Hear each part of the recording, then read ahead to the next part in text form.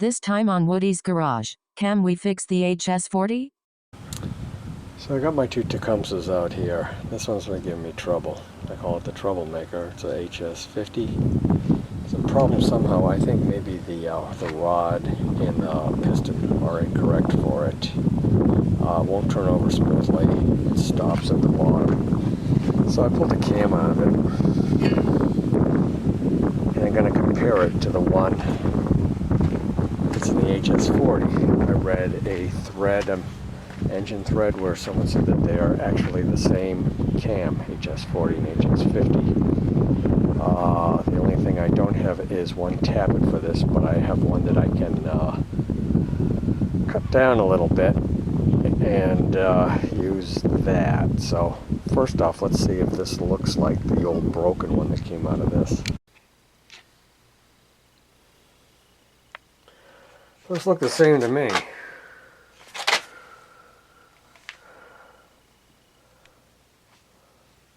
Yeah, this is a broken one. And same height. Lobes are in the same position, same amount of teeth. Hey, why not try that in the white engine and see what the heck happens? So the tappets look the same too. This one on the right came out of that HS40. You can see there's rust and stuff on it. I'm wondering if, like, you know, it didn't have oil in it, it got water in it, and that's why the cam broke. And then they later put oil in it. Thinking that might be it. But so I got a set of tappets too. I have to repair the inside of the HS40 though, where a chunk of the casing came out when the cam broke. There's the chip out. There's a piece that needs to go back in. I can't say the fit is perfect there. It's going to have to be held with a little bit of pressure and JB weld around it. You can see this piece is a little bit broken there. See if I can tap that back together a little bit. This is so sketchy. So we close that gap up pretty well. If there was another little piece, it's up here or up here, that I can't even figure out how it went back on there. And you know, I think it's just not worth putting it on. I'll just use JB Weld to fill the void instead. You know, because anything that even sticks up a little bit, it's going to throw kind of alignments off. So I'm going to clean them all down with acetone and stuff, wire brush, and clean the journal here with my Dremel tool. I already did this one. Yeah, I really have my doubts about this. I mean, you can kind of see that crack down there. It's like, yeah, if I hold it together, it'll hold, but I can't hold it like this for 24 hours. And then the top here kind of comes off line. I think I'm going to just put some JB Weld on it. Let it work like it's a glue. And blob some around the sides. Because either that or I got two junk Tecumseh engines. Okay, I gotta call this phase one. See that piece of plastic in there kind of holding it in place, and it also won't be as likely to stick to the JB Weld. I made sure that channel on top was still open. Might not look like it. And I took the Dremel here with this polishing bit and stuck it down there in the shaft so that it would clean out any JB Weld that was in there too, because I wanted to fill that crack in there. So I don't know, I think if this looks like it's going to hold up, I'm going to put more JB Weld around the outside of it, and I guess I got to fix that crack too. Next morning we took the plastic piece out. It looks strong.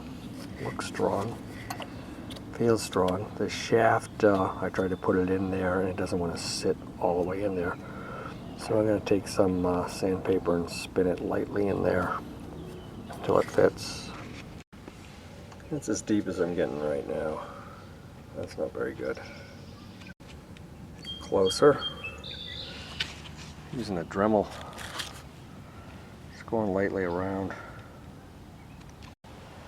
Alright, I'm going to take the old broken end of the camshaft, put some valve grinding compound on it now that we're close, and crank that around in there.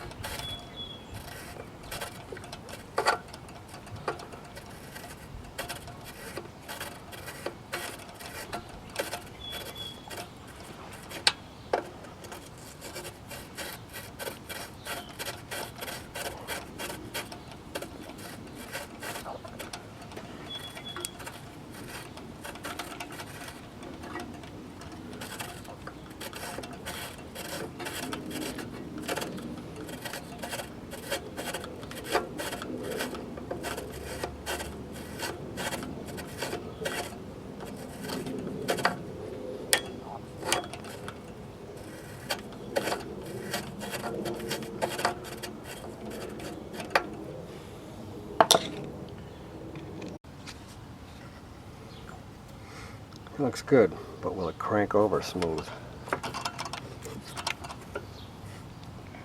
Scared to do it without the support of a little more JB weld. I think the hole's good. That's the second batch. The passageway up the top is open.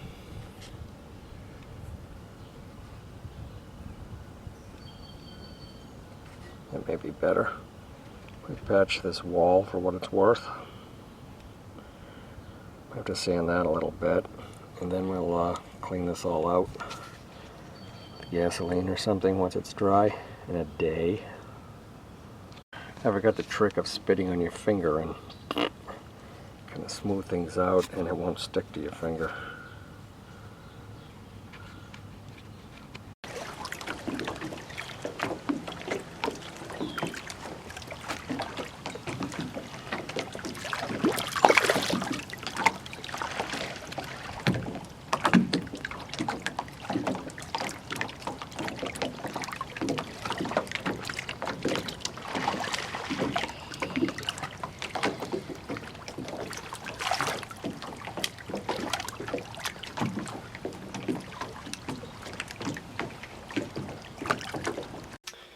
Alright, we're inside. I cleaned the gasket, the old gasket off the two sides. It was such a pain in the butt. I don't think I've ever had one that was that tough to get off. But some gasoline, and a brass brush will do it. Anyway, so I don't have the cam in it right now. And I want to kind of see how it pulled over. This is also not screwed on, but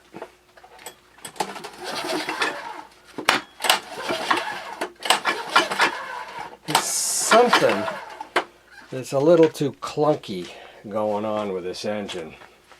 The cam goes around just fine when it's in, but I'm going to pull off the head and stuff, and I don't know, it almost sounds like the connecting rod's loose or something, but we'll have to look at that.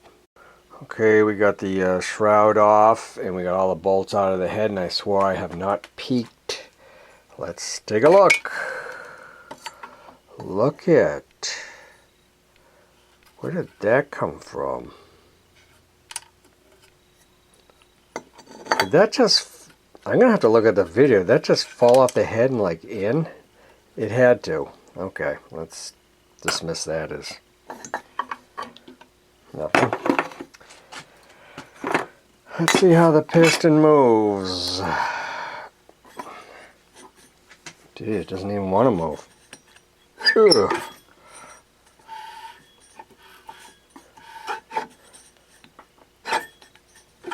Hear that? Something not right here at all. Something binding in the lower end. I think I got another junk engine here.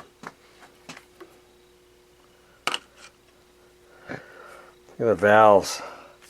Look at how that valve is. Look at that thing. Whoa, it's all bent. No kidding. This thing is whacked. I'm starting to think maybe that washer was in here. Like someone took the head off, dropped the washer in by mistake or something, and then it got underneath that valve and bent it up. Okay, for whatever reason, I decided to slap it together, put the cam in, put the tappets in, put the side cover on, put that shim in there, just a couple of screws in the side cover. But I just want to kind of see how it turns over. And yeah, that valve is crooked as all hell. Just go easy. Okay, that's exhaust valve open.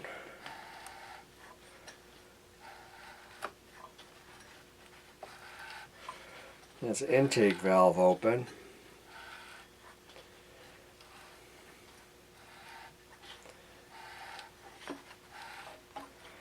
Yeah, it actually feels smooth. What I was hearing before was the flywheel hitting on the coil when it came around. It was because it didn't have the support of the side cover, so the shaft was kind of down like this. But the bore looks really good. You know, if I pop that valve out, I think I can straighten it. I think you can straighten them. How straight? I don't know. It'd be nice to have another one. How about hitting it right here with a hammer really hard right now? That's what I feel like doing. Yeah.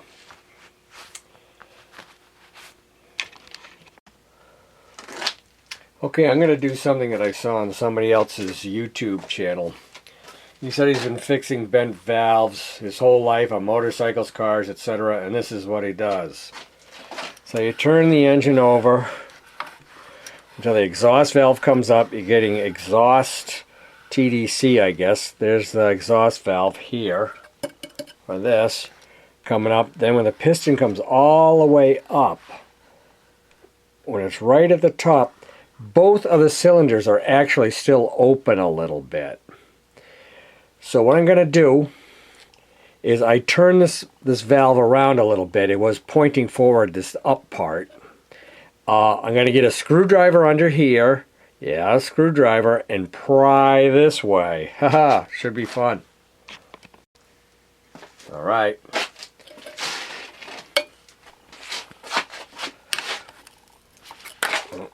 See if we can even get under there.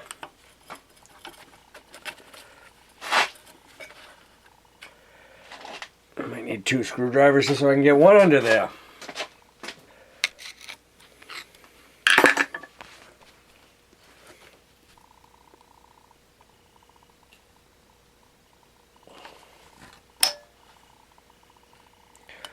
Well, that doesn't look too straight to me. He said you just bend until you go kind of by it.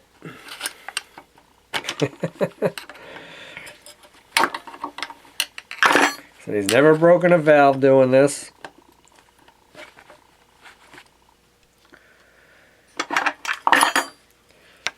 And you can kind of finesse it because you probably can't see like at all either.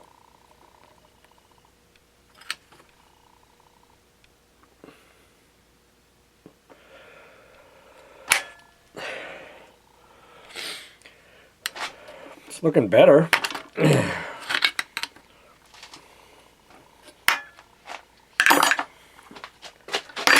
But one of the things you can see is when it comes down,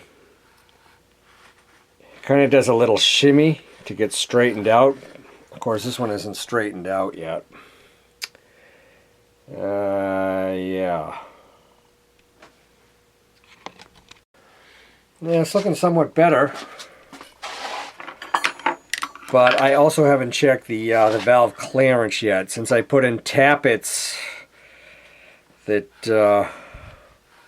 were from the HS50. So once again, we'll bring it around. Exhaust valve opens. Bring it up to TDC.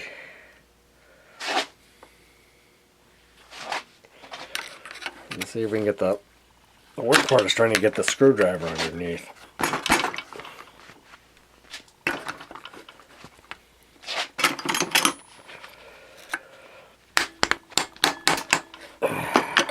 Dick.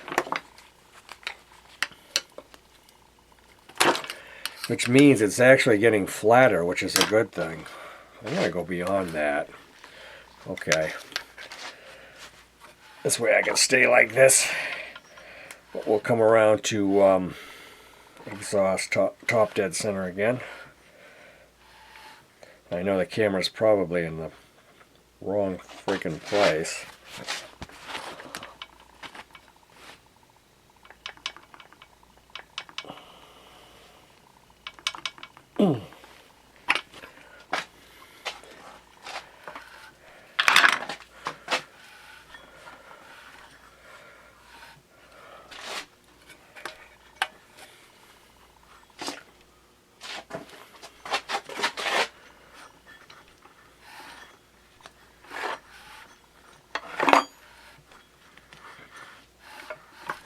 Sure, that doesn't look too bad at all. That might be good. I think they should be lapped though and stuff like that.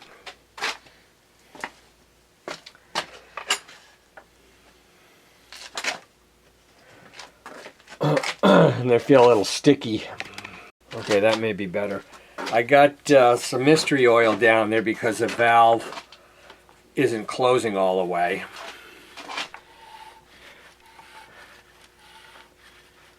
Exhaust. Intake. And you watch as it goes down. That's as far as it's going to go. When I tap it, it shimmies a little bit, so it's not perfectly straight yet.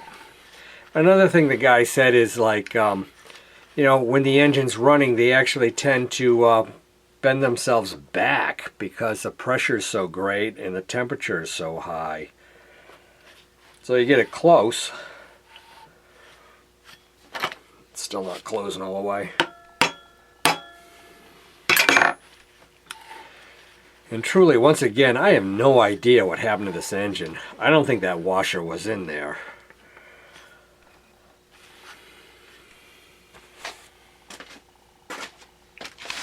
So I kind of kept looking at it, rotating the engine around and seeing if it looked right. And I came around one time and there was some resistance when this valve was, when the intake valve was coming up. And I thought like, that's not good. It should be kind of free by now. It was free until I felt that, and I feel like that's probably what took out the crankshaft, the camshaft. And I better look into that and take that valve out. I think so much for that guy's video. At least in my case, I think I'm probably going to need a new valve. Next day, we took the carb off and everything. The cover. I just gave the engine a rotation, and the valve definitely wants to sit like this, and you can kind of see. We got a lot of clearance on that one like that. But I want to take this valve out. I don't know if it mushroomed in there or what the hell the deal is, but we got to get it out of there. Okay, I got this valve tool taker outer, and I'll show you what it looks like once I get the valve out. It just sits underneath here, pulls the spring up so you can get the keepers out of there, and you just use it like a regular C-clamp. Basically all it is. Can't remember what the keepers look like on these things. Where are you, keeper? Oh.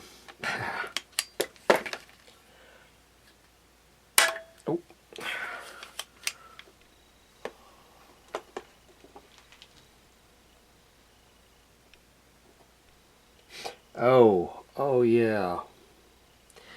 The bottom thing that holds the valve in is the keeper. That's right. I'm thinking of Briggs, I guess. Yeah, I hate shooting video of things I forget how to do. I got the keeper off there. I put the tool on the spring, jacked it up, and then I managed to get the keeper like it is right now. I think I can get the valve out now. The valve came right out. I put it in the drill so you could see what it kind of, how far off it is. The whole stem is definitely bent too. This thing really took a beating.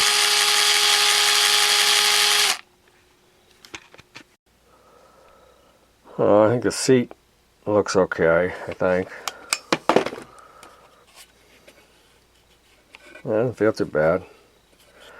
So a new valve I think will do it. I don't think I'm going to be able to get this one bent back into shape.